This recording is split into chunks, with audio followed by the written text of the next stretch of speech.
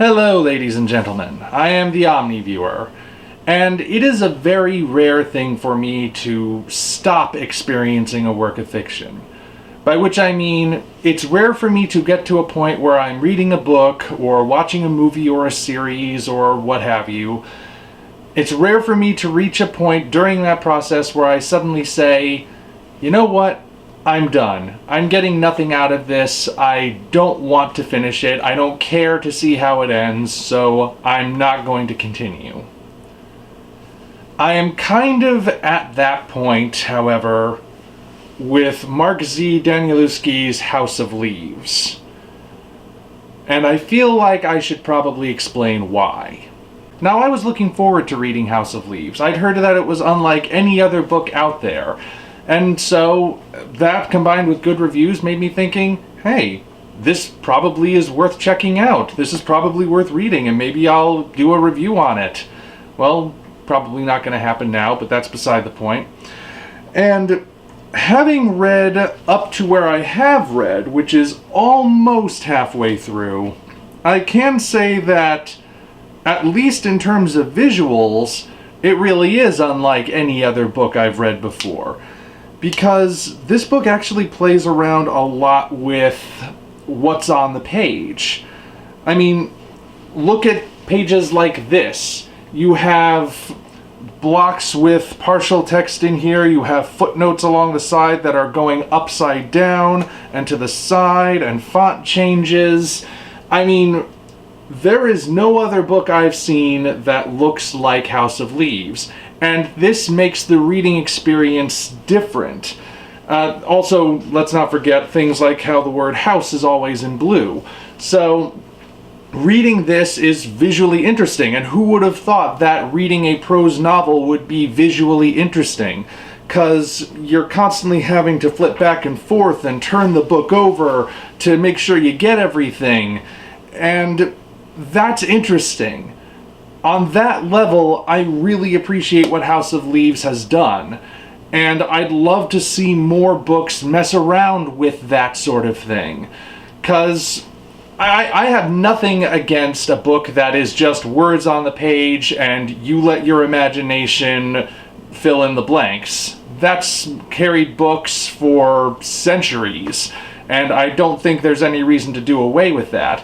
But to occasionally see more books that play around with it, that include things like this, where you have diagonal upside down text at the corner of the page.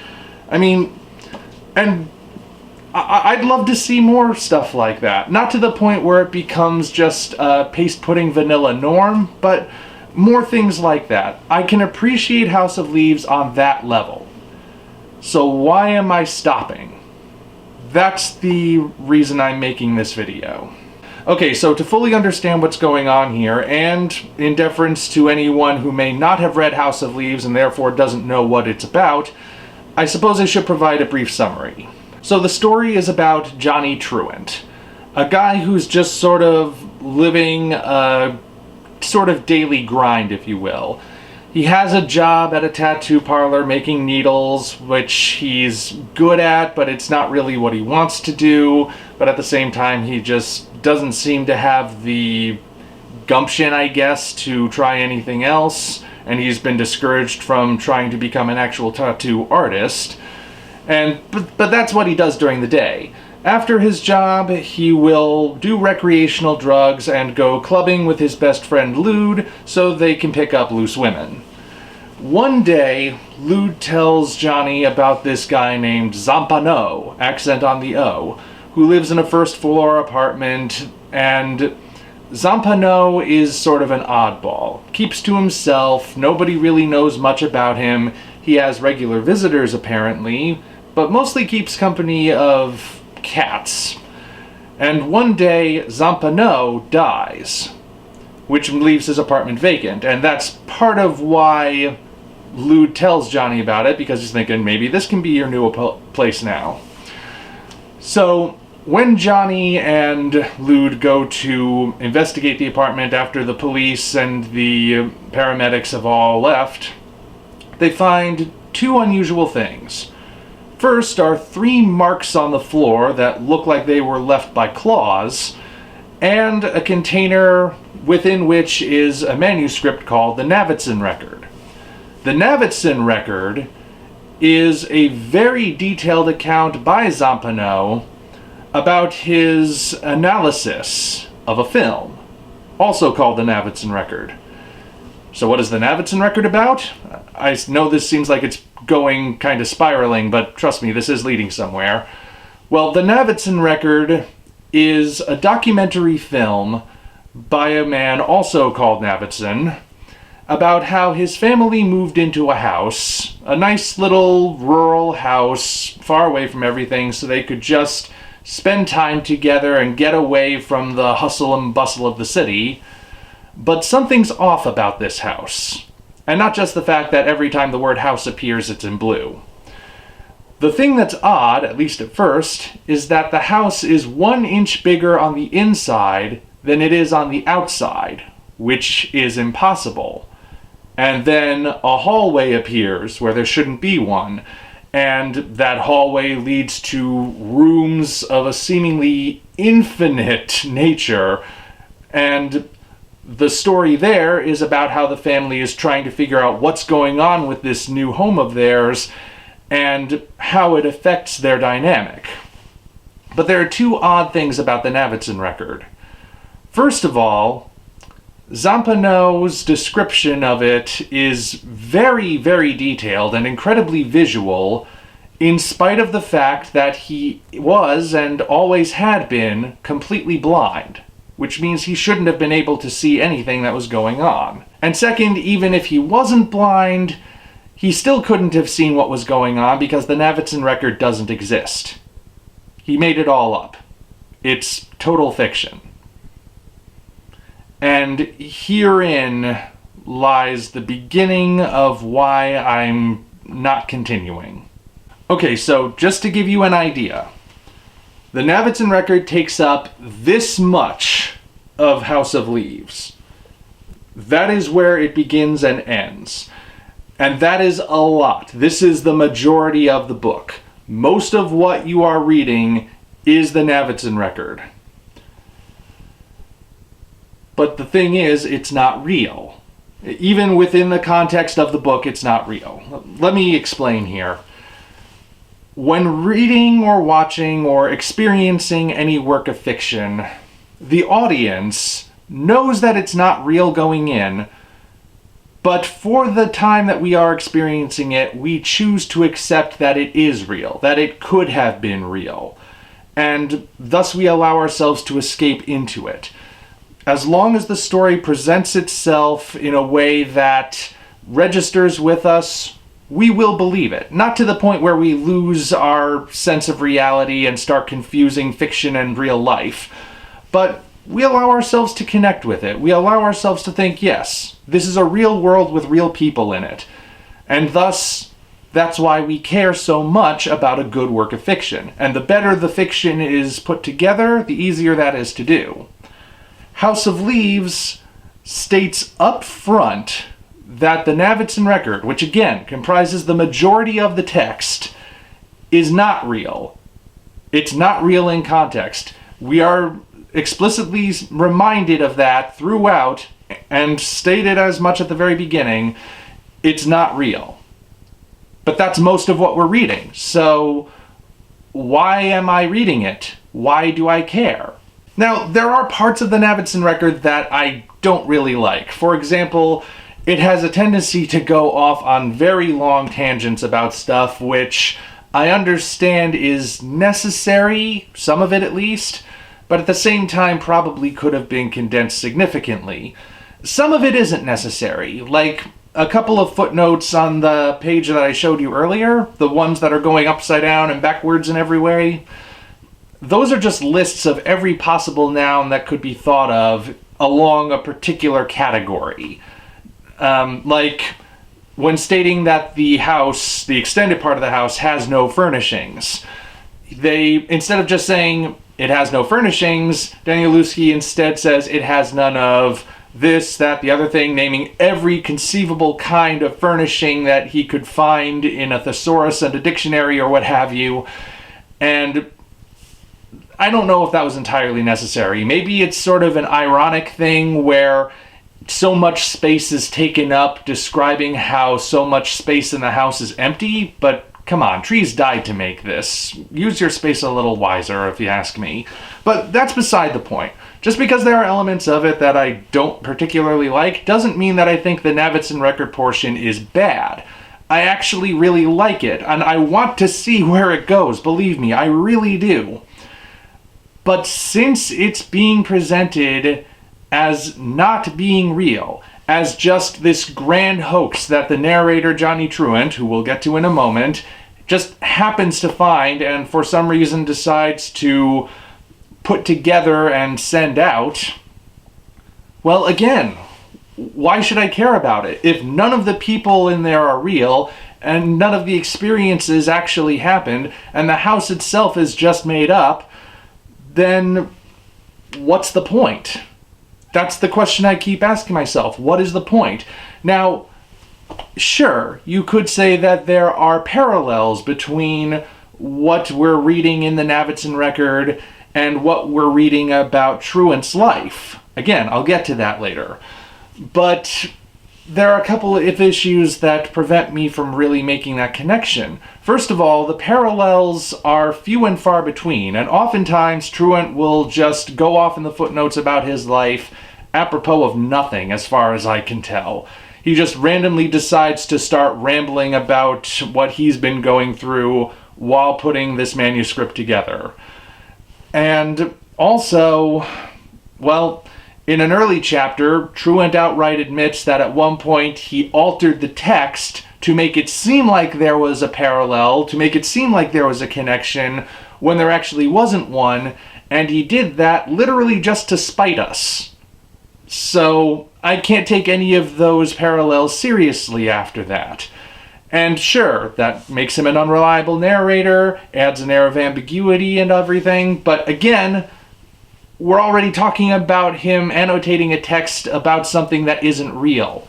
So it seems kind of pointless if you ask me. Now, I anticipate what the main counter-argument will probably be.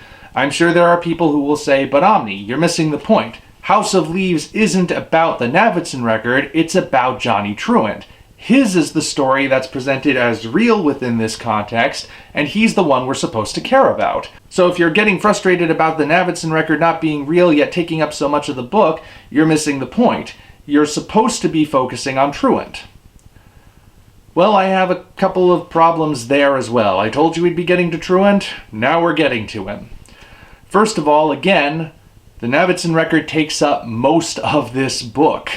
It's the play within a play. And the thing is, a play within a play is usually not presented as the majority of what we're witnessing. It's there to bolster the actual story, but it's not supposed to take up the majority of it. When Alan Moore wrote Watchmen, he included Tales from the Black Freighter specifically to bolster those themes, but Watchmen is not Tales of the Black Freighter for most of its pages, with occasional deviations to see what Rorschach and Dr. Manhattan are up to. It's there only for a little bit at a time to reinforce what we're reading. So it feels like this was gotten all kinds of backwards. Maybe that was part of the point. Maybe it was trying to be experimental. It's not registering with me, though. But even if that were the case, the fact remains that I don't like Johnny Truitt. I just am not connecting with him. Now, I already described to you what kind of life he lives. He just goes through a dead-end 9-to-5 job, and then he either does recreational drugs to numb his numbness, I guess, or he goes to bars and lies his way into women's pants. That's not a life that I can connect to on a personal level because it's not a life I live, not a life that I've ever lived. But then again, that shouldn't matter, really. There are plenty of stories I have read where I have no shared experience with the protagonist, yet I still connect to them. Having direct relatability between the audience and the characters in your work of fiction isn't really necessary. If it were necessary, then the only genre of science fiction out there that would exist would be hard science fiction, and it would only be popular among people who work at NASA. But obviously that's not the case. Plenty of people like science fiction despite having never been astronauts or having never taken any interest in astronomy even. So that's not the issue. The issue is that a story needs to make the characters relatable. It has to present things in a way that makes the audience care, so that even if we can't relate to their exact situation, we can still feel some sort of kinship. Either sympathy or a shared sense of righteous indignation at an injustice, something, anything. But, well, House of Leaves seems like it wants me to care simply because it expects me to care. Like, I don't have a reason to care about Truitt. I don't read the book and think, oh, this poor guy living such a rough life. I think, wow, what a loser. Check yourself into a psych ward already. And I shouldn't be thinking that. I don't want to think it really, but that's all I can think. And his tendency to just ramble makes it even worse. Right as I'm getting into the text of the Navigant Record, I am really enjoying what I'm reading, and then I see that Courier New font show up, and I think, oh crud, not again. Because I don't care about that part. And the part I do care about, I'm not supposed to care about. So, how can I continue this book if that's the case? Like I said, I'm almost halfway through. I'm at chapter 13, The Minotaur. And I have no desire to go any further than this. I feel like my time would be better spent just looking up the rest on Wikipedia. And maybe some of you will say, no, Omni, you're making a mistake. This is where it starts to get good. This is where it really picks up. Well, my counter to that would be, show me a book that takes this long to get to the good part, and I'll show you a book that needs this much of it revised. I have read books in the past that have been slow to start. That they've just sort of dragged their feet getting to the exciting part, or even, not even necessarily exciting, just the part where things really pick up. And I've thought, well, this isn't really grabbing me yet, but I'll give it a couple more pages, and in those couple more pages, I suddenly get to that moment, and I'm like, yes, I'm glad I stuck with this. 2001: A Space Odyssey, very slow to start, really picks up early on. To Kill a Mockingbird, not necessarily an exciting book, it's a very down-to-earth drama, but it grabbed me actually pretty quickly. So it's not that I'm dropping this because of a lack of excitement or that it's just slow to start. I have been feeling this sensation of it's taking too long to get to the point for this much. If I'm stopping just shy of getting to the point, my only argument in my favor would be it shouldn't have taken that long to get to the point in the first place. Where this book is going, I don't know, nor do I care anymore. And I don't like that. I was looking forward to House of Leaves. I wanted to like it. I wanted to join in with this experience of people who had read this and were astonished.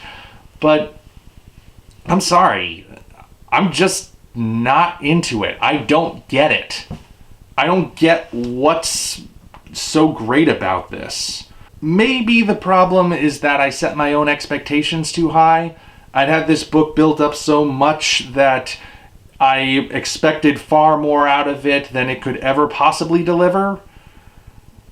But I don't think that's the case. I know other people who have tapped out of this one too. All I can tell you is that I feel no motivation to continue this. Maybe I am tapping out right when it's about to pick up, but again, shouldn't have taken that long to pick up in the first place. Well, at least the visuals were interesting, which is something I can't normally say about books. It's a shame because I wanted to like House of Leaves. I really did. But I don't. And I don't have any desire to finish it. Well, not every book has universal appeal. Until such time as we meet again, this is the Omni Viewer signing off. If you enjoyed this video, be sure to like it as well as subscribe to the channel for more content of a similar nature. Also, check the description for links to our Twitter, DeviantArt, and Patreon pages, as well as the Amazon link for the novel Operation Red Dragon: The Daikaiju Wars Part 1, penned by yours truly. Thank you all, and we appreciate your support.